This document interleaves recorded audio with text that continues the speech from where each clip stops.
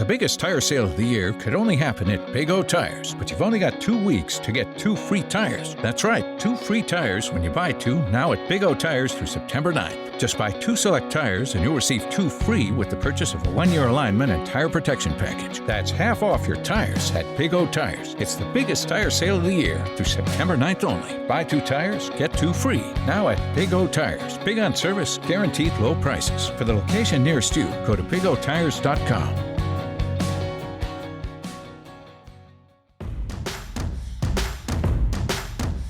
The Chiefs defeated the Jacksonville Jaguars 40-26 in the season opener on Sunday, and that bodes well for the team's playoff chances.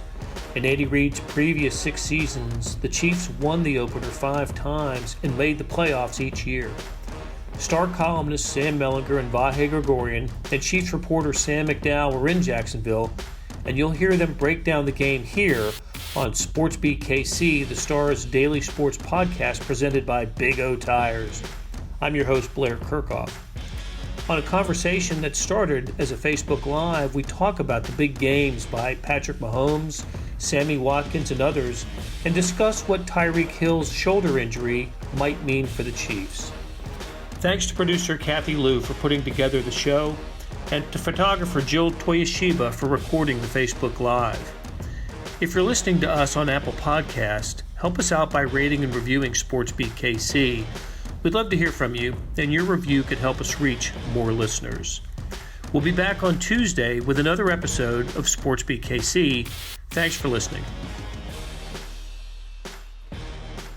It's Facebook Live from Jacksonville, here with Vahe Gregorian, Sam Mellinger, and look who's here. For the first time, Sam McDowell. Melly, I think that this is the 5th year that we've been doing some sort of post-game Chiefs discussion. And I know it's 5 years because in 2015, I remember after the game in Minnesota, you and Therese and I standing by a trash can because the Chiefs were playing like garbage at the time. So it's year 5, and you know, the cast change, we turn over writers, but we come to you after every Chiefs game, home and away. So we're here to talk about the Chiefs' 40-26 victory over the Jacksonville Jaguars, which a lot of things happened today.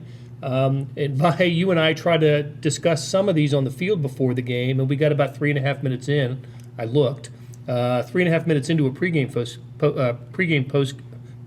Facebook Live, it's easy for me to say, before Jill's phone melted, and that was Did it actually say danger? What was the term? What was the term, Jill? Warning. The temperature exceeds an emergency. on Yeah, emergency. So we had to shut it down after 2.5, which was good because we didn't want to stay on the field any longer. But the players stayed on the field, and we thought that the heat would make a difference today. It kind of didn't, you know. I thought the teams handled that well. We thought Nick Foles might make a difference. He didn't because he wasn't there after the second series. So nothing happened the way we thought it was going to happen or the way we projected in 3.5 minutes. But what did happen was Patrick Mahomes picked up where he left off in his 2018 MVP season. He was, I thought he was tremendous. He was tremendous, and I think in a way showed a little bit of another dimension of himself today because much of what he did was after he hurt his ankle. And it was a lot of dinking and dunking in short game, but it made me remember or made me realize anew that he can dissect you and break your heart with that too. I mean, he doesn't have to be 68 yards or 49 yards like he did in the first quarter to pre-ankle spirit injury. The other team. Yeah, so... But the ankle injury sure was a worrisome moment, especially when he went in the tent, his tent debut in the NFL. And he was pretty funny about it after the game. Actually, sort of made a point that it was a hot day and he wanted to get out of the tent. Yeah, good move on his part. Good move. Yeah, he got some of that mist, spraying on him. That was good. So, Sam, what was this vintage Patrick Mahomes? Is a year in a game enough to call it a vintage Mahomes? Can we go there? Well, one thing to sort of underline what Vahe just said, they had their ones. We talk a lot about how the defense only had 3 snaps together, right, in the preseason. The offense only had their ones together for like 9 minutes or something like that. Right. And they scored 40 points on a team that has good defensive players and a lot of pride and talent on that side of the ball. And also, notably, I think had been looking forward to this. This was their revenge game in their season opener at home, and they just got punked again by a team with a hobbled quarterback and their number one receiver not there. It's a pretty remarkable performance. Yeah, Tyreek Hill injured, and we'll get into that in a moment. We can get into that now for a little, saying we don't know exactly what the length of time he'll miss is. The Chiefs don't know. They don't know. Nobody knows, Yeah. and I don't know if, but he did go to the hospital. He spent the second half of the game at a local hospital, and Rick Burkhalter came out. Never good when Rick Burkhalter addresses the media. But in this case, I think the message was actually kind of positive. That it wasn't a medical concern, or the way he put it was it wasn't serious. Could have been worse. Yeah, could have been worse. That was the way he put it. But obviously, like you said, anytime Rick comes out, you assume that he's not going to be a day-to-day thing. Where he's, I guess, am I already using the phrase day-to-day? He's come out for day-to-day before. Welcome, Sam. Welcome. A real day-to-day. Yeah, when he comes out spitting the Latin, that's when you know. He sort of had said there were two scenarios based on the injury, and it was maybe potentially the less severe one, I think was the way he phrased it. Right, that's right. And Adam Teicher, our buddy, asked Andy, made sure to ask Andy if Tyreek was even going to be on the plane with the team coming home. Didn't know for sure, but just to leave that open as a possibility suggests that maybe it's not, the worst of news. But gosh, no Tyreek Hill. He's only missed one game in a Chiefs uniform, one, and that was the finale in 2017 after the Chiefs had clinched a playoff spot, and it was the Patrick Mahomes game in Denver, and Marcus Peters sat and Tyreek sat. And he just sat a bunch of guys. Jehu Chesson made his only career start that day. So.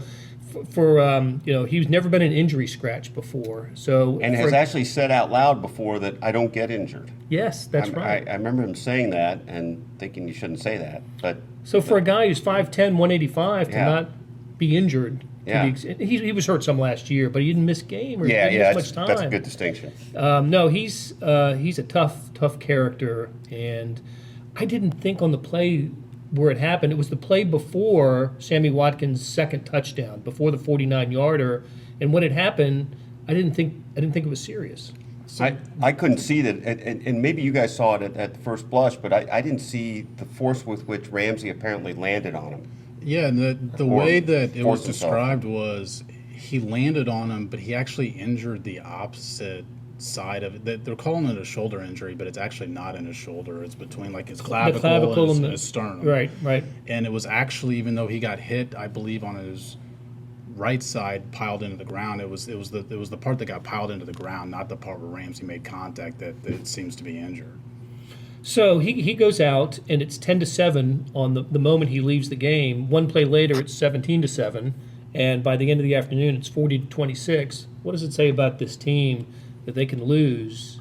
The guy who set the team record for receiving yards last year, made the Pro Bowl for the third time, is their best receiver, and they just go on to continue to score. They scored on their first 7 possessions today. That's freaking remarkable. And it would have been more if Patrick hadn't gotten all fancy with his no-look pass. Well, they got the field goal. They just didn't get the touchdown on it. Yeah, but it would have been 4 more, but it would have. Right. Yeah. But so what does it say about the offense that they can Don't you roll guys without? have in your head, and Sam especially can get into this from writing about Sammy Watkins, but I just have in my head, I didn't look at the numbers, but like 7 different guys going 30 or more on plays. It probably wasn't that. It's probably 4 guys, 5 guys, but 15 to 20 yards, little wheel routes. Just guys. Travis Kelce here's 35 yards. I mean, they couldn't cover this whole team. They just can't. And this is a good defensive team. Yeah, really good defensive team. A team that intimidates. And we saw that in the end zone in the second quarter when the Miles Jack got tossed and Damian Williams and who was it? Who got the other in sportsman? DeMarcus Robinson, I think. Well, the more important thing was happening while Mahomes looking off the field. It's like, right. The real stuff. Right. Yeah. It reminded me of kind of a professional wrestling thing where there's activity going on somewhere, and meanwhile the guy's going into his belt to get the foreign object. Looking. You know what? Like a point off of that, Andy Reid talks about discipline all the time. His teams are not disciplined. They make a lot of penalties. They are routinely here among the most penalized teams in the league. They're playing a team who I think we can say like a huge part of their game plan was to piss off the Chiefs. Just hit them late, hit them hard, like do whatever, knock them. Which I'll say, I'm not saying that as a criticism. I think that's a pretty good plan. That if they play, their offense is based so much on speed and timing. If you can muscle up a little bit and knock them off of that, I think that's a pretty good way to win. But the Chiefs, 5 penalties for 55 yards. I don't look at Jacksonville's 10 for 71. Yeah. So I don't have the numbers in front of me right now of the 16 games and 2 in the postseason last year, but I would bet that the vast majority of games they were penalized for more than five times and 55 yards. Now they had some offsetting penalties, the 2 personal fouls that we just mentioned that aren't counted in that, but still I thought like overall a pretty good job of staying disciplined by a team that doesn't always do it. Right, and the Jaguars had four penalties on their offensive line that were called, accepted. They had 5 total, like holdings, that just killed them. I mean, that was the undisciplined team today, Jacksonville. I thought. Well, 2 or 3 of those were on Frank Clark too. He didn't make much. He didn't get a sack, but he was getting chipped almost every snap by a back or a tight end, and at least 2, and I think maybe 3 of those holds were on him. He had the good line after the game too about when you're the boss, you got to pay the cost or something like that. I love that. He had a lot of good lines. he did. His line about having more interceptions than Jalen Ramsey was particularly effective. I thought that was pretty good. All right, we've gotten this far into it really without getting into Sammy Watkins, and what a game that Sammy Watkins had. We determined, when these big games are unfolding, we're always looking at the stats to see where this one ranked, and I think what we determined was the second best receiving game in a Mahomes start, right? Tyreek Hill had 215 against the Rams last year, but is it 6th overall in Chiefs history? 6th in Chiefs history, yeah. 198 yards receiving. Play 3 of the season was, I don't know what you guys thought going into the game. I thought it was going to be a tough struggle defensively, and 3 plays into the game at 7-0, and Sammy Watkins is almost laughing at the defense as he's going into the end zone. So. Almost a little. I can't remember how fast they scored that touchdown at the San Diego Chargers of Los Angeles last year, but it was Tyreek's punt return. Right, after a 3-and-out to open the game. After a 3-and-out, so it was actually faster. Yeah, in terms of number of plays. right. And that's hard to believe. So you wrote about Sammy, Sam. I think, and listen, all of us, I think, or at least Vahe and Blair, you guys were standing there during his press conference as well, and what struck me is that you sort of assumed a guy that's battled injuries a lot, maybe it's just this is a healthy Sammy Watkins finally, but he attributed to just the fact that he knows the playbook better. And Mahomes did too. Mahomes said something alluding to that too, that once you become more familiar with the playbook, all you have to do is worry about playing fast. And that's exactly the way Watkins framed it as well, that he's not as concerned about thinking when he's out on the field and he's just out there playing. And maybe that's a sign that this could be longer lasting than just a game. Now, obviously, he's not going to have 198 and 3 touchdowns every game, but maybe he could be more productive than he was a year ago. Because, he had 3 touchdowns last year. Total. Wow, Touchdowns. I didn't realize that. I thought it had to be more, I thought. Yeah, wow. So he's already matched what he did in 2018 there. This was Clemson Sammy Watkins that we saw today. To which Andy Reid referred to at that point being one of the best receivers coming out of college football. Mm-hmm. He was specifically thinking of what he thought of him at that time when he said that. There was, this might underline a bit what you were just talking about, Sam, but understanding the offense, but also seems like he has a much better feel with Mahomes now. And than he said that as well. Yeah. And I'm thinking specifically of, everything, but specifically of the 3rd touchdown. Yeah. Where it looked like he needed to go You wondered inside, if that was even then, the route that he was supposed to run. It looked like he ad-libbed. And You never know. Yeah, Mahomes just stared at him like, I'm just going to wait on you to get open. Yeah. And I don't know that he would do that with Watkins last year at any point, really. Yeah. Yeah, last year I think the touchdowns were kind of schemed up, and I'm thinking specifically of what game was that when Andy Reid got Watkins The Cardinals, maybe? one-on-one against a linebacker. Was it Arizona? We scored a couple times, I think. Yeah, and it was just that's just curtains if you get that. But the catch and then just one quick cut, and then that left Jalen Ramsey just On a Ramsey statue. too, Yeah. And he's gone. I don't, that's some quick thinking, aggressive. Just go with it. Again, like you just said, I don't know if he does that last year. We've been all throughout training camp and the preseason. We kept talking about the speed that the Chiefs have, and and when they added Darwin Thompson and McCole Hardman, that just increased the team speed, and the Anthony Thomas came back, and these small guys with speed, and that's one of the identities that the Chiefs had. I didn't realize Sammy Watkins had that kind of speed. When he made the burst at midfield and got to the end zone, he was not going to be caught, and D-backs were hauling after him. He turned on some afterburners. I guess I didn't know he had. Yeah, it was obvious Mahomes knew he had it, because I actually watched Mahomes' reaction to that play, and I asked him about it in the post game. But as soon as Watkins caught that ball and made that move on Jalen Ramsey, Mahomes just stared at the sideline and started celebrating. He didn't even see the last 40 yards of that play. But he just knew he was gone. There were still 3 guys chasing after him at that point. Yeah. He was a 4.41 guy, I think, at the combine. I think. Okay, well that's You might want to double check me on that. I'll tell you what. Is the guy with, just so I know all the assignments, is the guy with the computer supposed to fact check Sam throughout? I'll keep you busy. Yes, as a matter of fact, that is your job. But for that kind of speed with his size, he's the biggest receiver that they have. Wow. Yeah, you think of him as powerful more than you think of him as fast, don't you? I mean, You said 4.41. It was quite a bit different than that. It was 4.43. I'll get better. I'll get better. That's why we check. That's right. That's why check. you were so surprised that he was able to get down the field. We'll run a correction on that. Star regrets the error.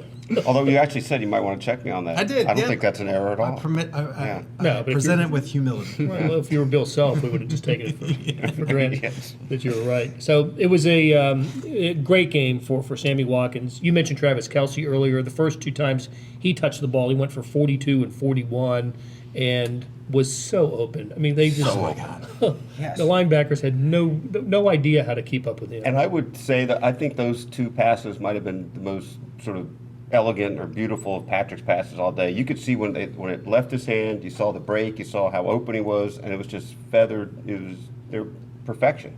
I think Kelce was ticked on the first one when he got caught from behind. I forgot who it was. Somebody had the angle on him. I think he wanted to score. I think he thought he was. I agree with you. I think he thought he was going to go 70 yards on that play, and it was ticked that he didn't.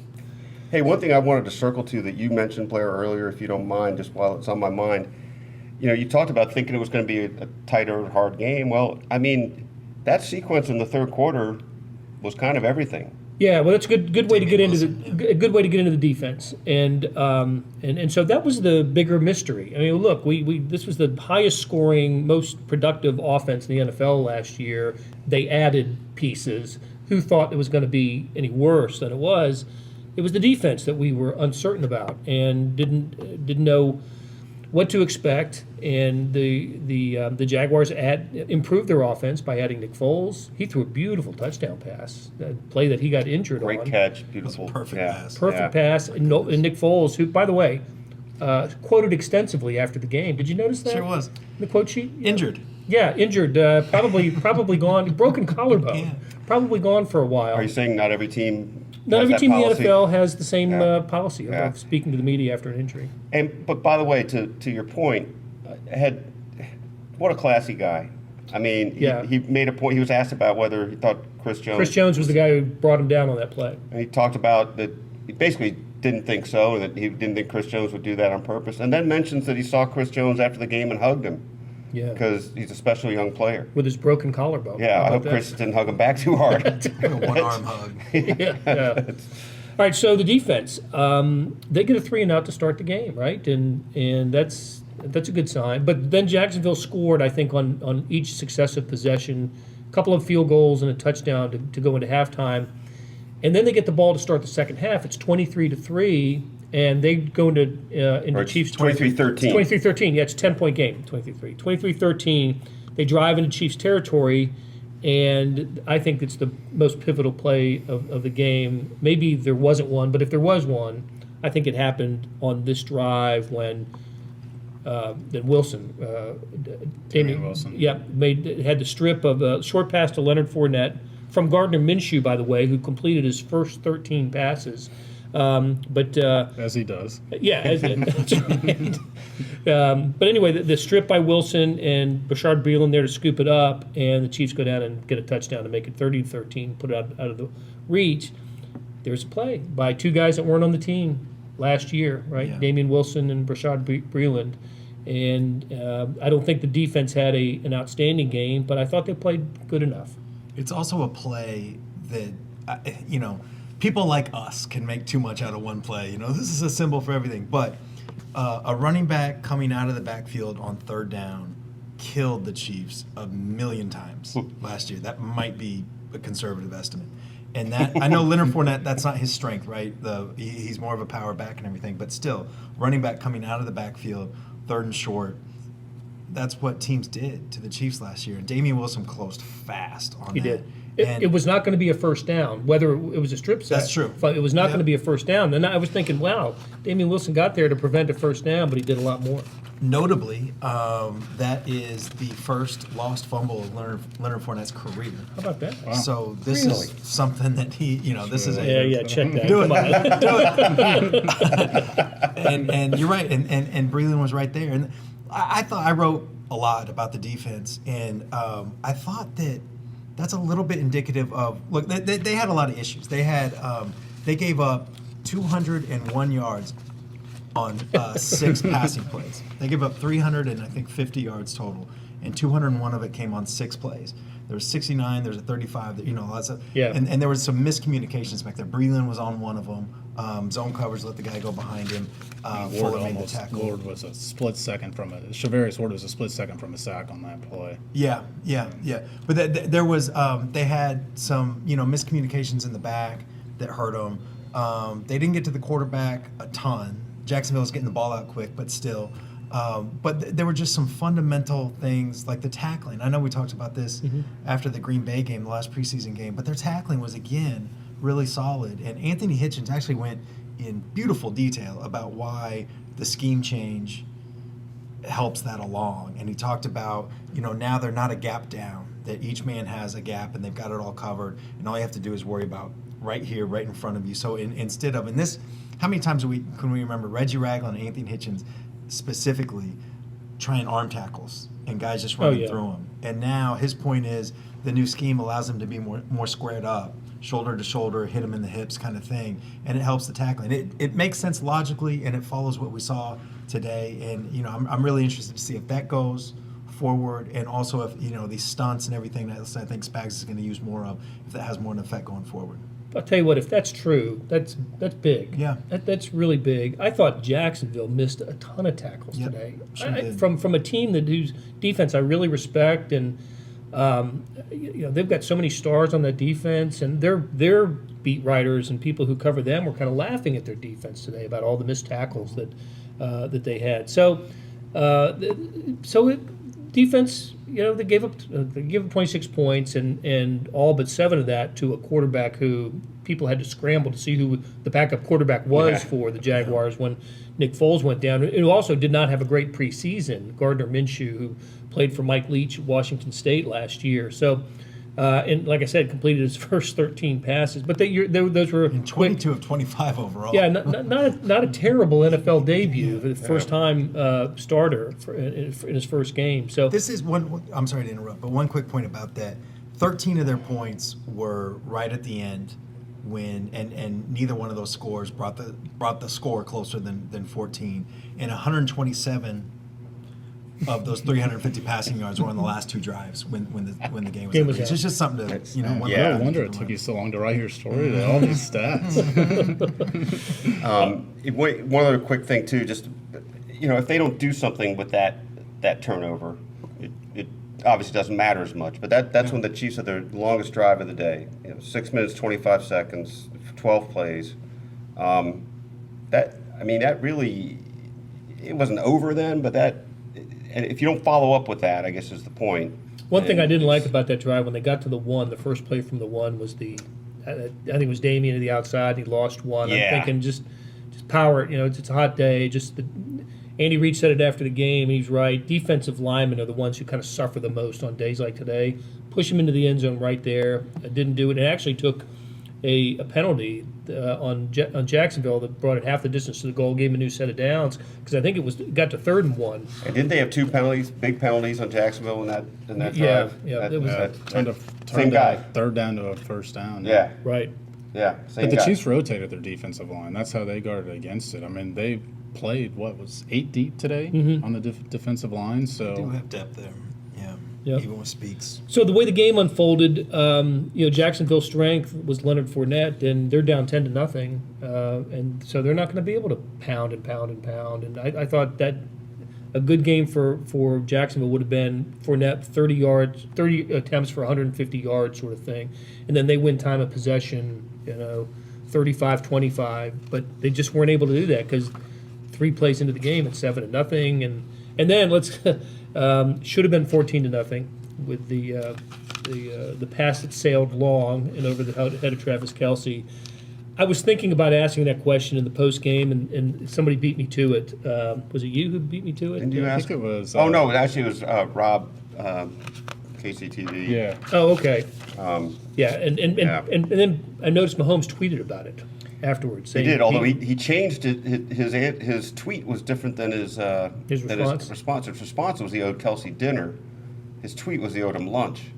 So I thought diminished the sin. Yeah, they'll be having breakfast tomorrow morning. But Kelsey tweeted that you don't owe me anything, brother. So I think it's probably all good.